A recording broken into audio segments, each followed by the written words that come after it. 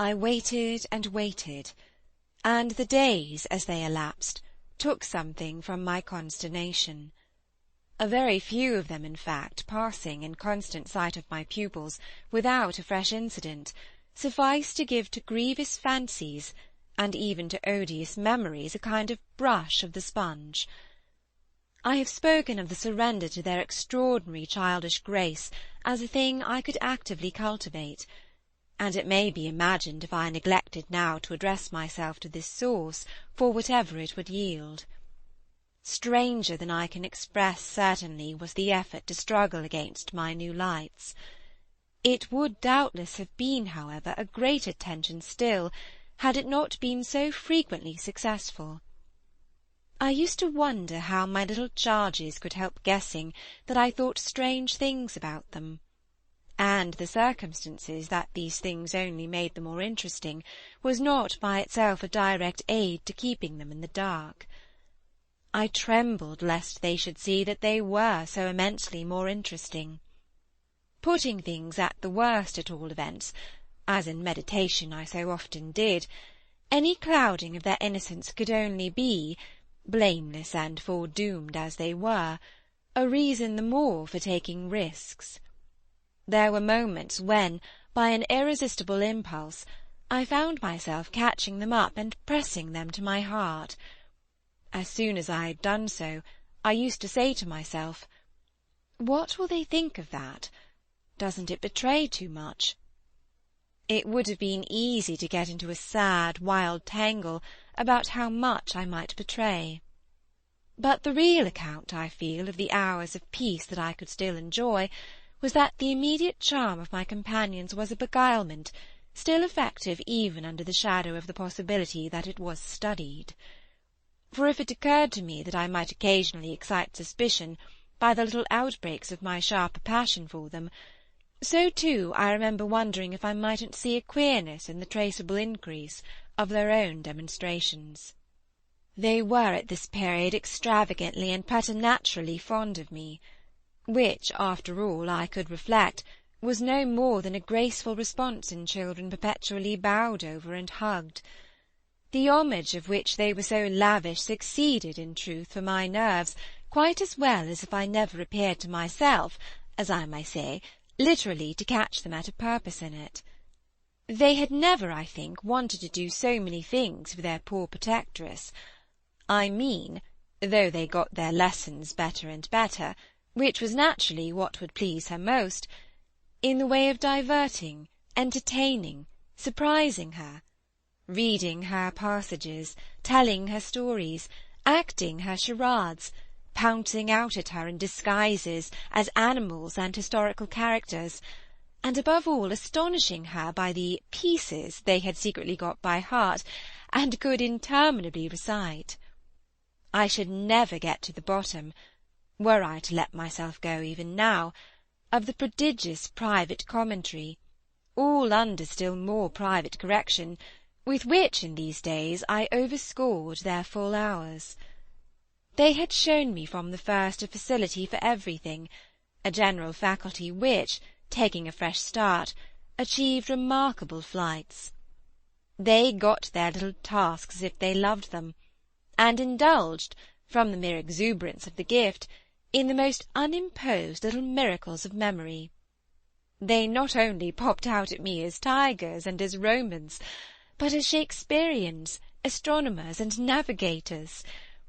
This was so singularly the case that it has presumably much to do with the fact as to which, at the present day, I am at a loss for a different explanation. I allude to my unnatural composure on the subject of another school for miles. What I remember is that I was content not, for the time, to open the question, and that contentment must have sprung from the sense of his perpetually striking show of cleverness. He was too clever for a bad governess, for a parson's daughter to spoil, and the strangest, if not the brightest thread in the pensive embroidery I just spoke of, was the impression I might have got, if I had dared to work it out, that he was under some influence operating in his small intellectual life as a tremendous incitement. If it was easy to reflect, however, that such a boy could postpone school, It was at least as marked that for such a boy to have been kicked out by a schoolmaster was a mystification without end. Let me add that in their company now, and I was careful almost never to be out of it, I could follow no scent very far. We lived in a cloud of music and love and success and private theatricals. The musical sense in each of the children was of the quickest, but the elder in especial had a marvellous knack of catching and repeating.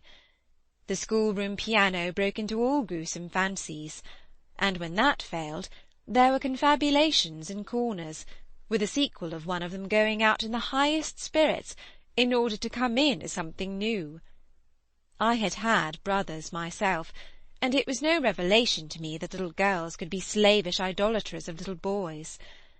What surpassed everything was that there was a little boy in the world who could have for the inferior age, sex, and intelligence so fine a consideration. They were extraordinarily at one, and to say that they never either quarrelled or complained is to make the note of praise coarse for their quality of sweetness. Sometimes, indeed, when I dropped into coarseness, I perhaps came across traces of little understandings between them, by which one of them should keep me occupied while the other slipped away. There is a naive side, I suppose, in all diplomacy, but if my pupils practised upon me, it was surely with the minimum of grossness. It was all in the other quarter that after a lull the grossness broke out. I find that I really hang back, but I must take my plunge.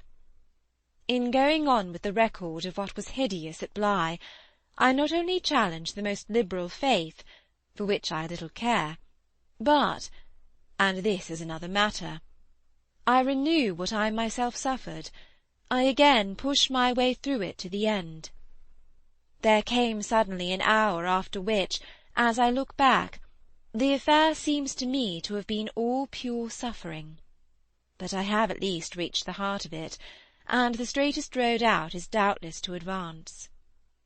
One evening, with nothing to lead up to or to prepare it, I felt the cold touch of the impression that had breathed on me the night of my arrival, and which, much lighter then, as I have mentioned, I should probably have made little of in memory, had my subsequent sojourn been less agitated. I had not gone to bed.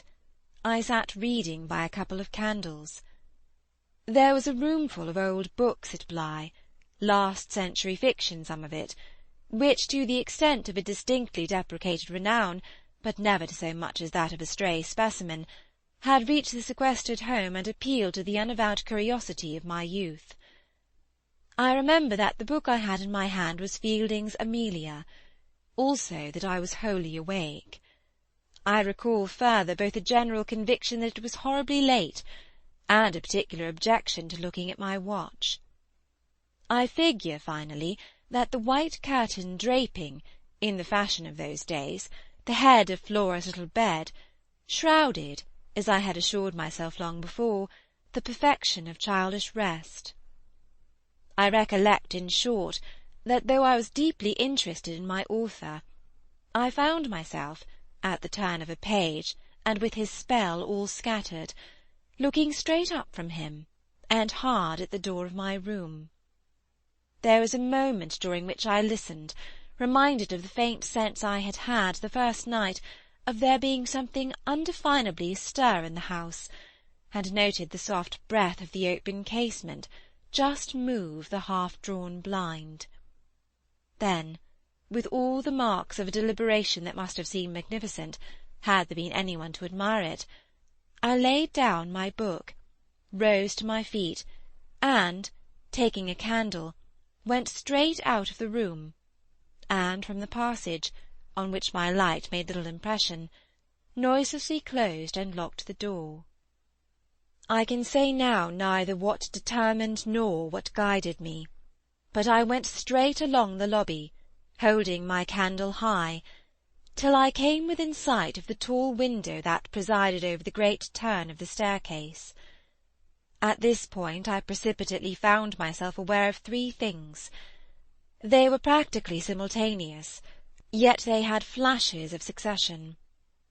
My candle, under a bold flourish, went out, and I perceived by the uncovered window that the yielding dusk of earliest morning rendered it unnecessary. Without it, the next instant, I saw that there was some one on the stair. I speak of sequences, but I required no lapse of seconds to stiffen myself for a third encounter with Quint. The apparition had reached the landing half-way up, and was therefore on the spot nearest the window, where at sight of me it stopped short and fixed me exactly as it had fixed me from the tower and from the garden. He knew me as well as I knew him, and so, in the cold faint twilight, with a glimmer in the high glass, and another on the polish of the oak stair below, we faced each other in our common intensity. He was absolutely on this occasion a living, detestable, dangerous presence. But that was not the wonder of wonders. I reserve this distinction for quite another circumstance. The circumstance that dread had unmistakably quitted me, and that there was nothing in me there that didn't meet and measure him. I had plenty of anguish after that extraordinary moment, but I had, thank God, no terror. And he knew I had not. I found myself at the end of an instant magnificently aware of this. I felt, in a fierce rigour of confidence, that if I stood my ground a minute I should cease, for the time at least, to have him to reckon with, and during the minute, accordingly, the thing was as human and hideous as a real interview. Hideous just because it was human as to have met alone in the small hours in a sleeping house some enemy, some adventurer, some criminal. It was the dead silence of our long gaze at such close quarters that gave the whole horror, huge as it was, its only note of the unnatural. If I had met a murderer in such a place and at such an hour, we still at least would have spoken. Something would have passed in life between us. If nothing had passed, one of us would have moved. The moment was so prolonged that it would have taken but little more to make me doubt if even I were in life. I can't express what followed it, save by saying that the silence itself, which was indeed in a manner an attestation of my strength, became the element into which I saw the figure disappear, in which I definitely saw it turn, as I might have seen the low wretch to which it had once belonged turn on receipt of an order, and pass, with my eyes on the villainous back that no hunch could have more disfigured, straight down the staircase and into the darkness in which the next bend was lost. End of Chapter 9.